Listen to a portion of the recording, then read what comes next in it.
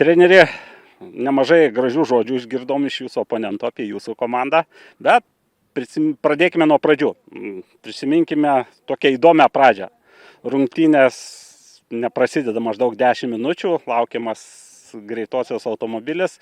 Galų gale jos prasideda ir toks įspūdis, kad nesupratot, kas įvyko po minutės. Na taip, jūs teisingai pasakėte, visą laiką reikia pasiruošti rungtynėm, tai pradėjom, sakykime, nepasiruošėm nuo mes iš šono, to pačiu ir žaidėjai, bet ne, jeigu taip rimtai, tai reikia padėkoti žaidėjim, padėkoti ant tokio didžiulio karščio ir labai sunkia aikštė, tai žinokit, aš jam tik didžiulį ačiū galiu pasakyti už tokias rungtynės. Aišku, ir varžovas nereikia nuvertinti, labai gerą kovą davė, įsimušė įvartį, varžovas patikėjo savim, bet aš džiaugiuosi, mano vyrai parodė charakterį, išsilyginom, turėjom keletą momentėlių, aišku, tos rungtynės, sakyčiau, taip, jeigu taip žiūrint iš visų pusių, lygiosios teisingas rezultatas. Tai jautėsi mes, kad ir taurė žaidėm ne taip senai ir gavosi, kad žaidėm ant sintetikos čempionatą, taurė ant žolės, vėl ant žolės, tas toks, sakyčiau, vaikinam jau 60-65 jau matęs, kad mes jau sunku daros. Aišku, tas dar čia tokios dvikovos su traumomis, tai sakyčiau, kovingos tokios lygiosios, daug aukštų kamuolių, daug tokios kovos, o futbolo tokio kombinacinio gal mažiau šiandien. Na taip, iš tikrųjų tokios energingos, daug dvikovų, niekas nenorėjo pralaimėti.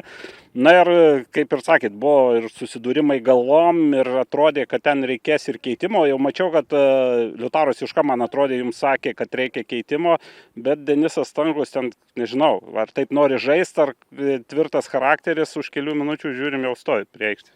Na, žinot, žemaičių komanda, jie visi turi charakterį, visi užsispyrė, už savo komandą atiduoda viską ir turiu padėkoti tiek Denisui, tiek visiems kitiems. Tai džiaugiuosi, kad turiu garbės dirbti su tokia komanda, kuri turi charakterį ir judam į priekį.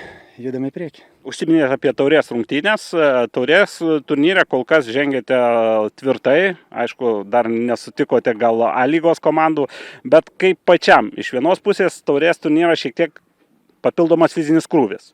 Žaidėt Jonavoje, mačiau tas rungtynės, iš tikrųjų natūrali, bet kitokia turbūt danga ir skiriasi. Sekančiame etape turbūt gausit rimtesnį varžovą.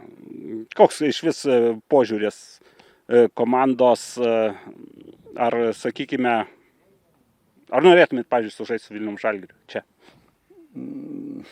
Daugelį paklausim, turbūt pasakyti, kad norėtų. Aš tai nenorėčiau Vilniaus Žalgirio, tiesiog aišku. Nu, bet žinot, esmė, norėtumėm gauti varžovą, koks jau bus toks, stengsimės atiduoti visas jėgas, o matysim, kaip bus. Jeigu taip rimčiau, tai visi pirmos lygos klubai nori sužaisti su A lyga, sakykime, parodyti, ką gali jų kontekste ir manykim, kad taip ir bus.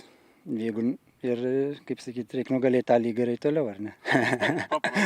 Taip paprasta, kamuolys apvals. Paprasti ir žemaitiški receptai, šiemet labai populiarūs. Taip, reikia įmušti ir nepraleisti, ar ne? Tai va.